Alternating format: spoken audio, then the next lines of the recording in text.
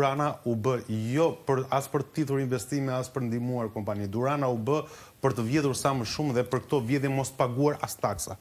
Dhe pik.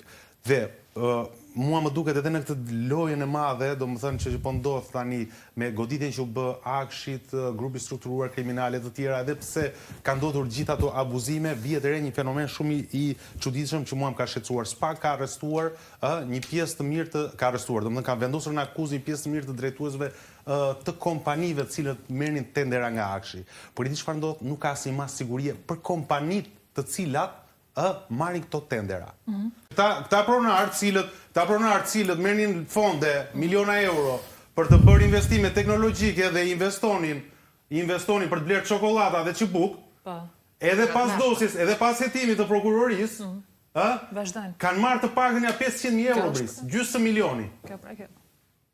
Pra, pas dosjes së Pra, pas dosjes së SPAK-ut, pasi SPAK zori njoftimin dhe arrestoi ata që kishin për të arrestuar, dhe hetoi ata që kishin për të hetuar, që nuk ka marrë asnjë mas për kompanitë të cilat vazhdojnë të marrin milionat e tenderave nga 2 që kushtonin të bërë 4, vazhdojnë dhe sot e kësaj dite marrin milionat. Pra milionat vazhdojnë të ikin.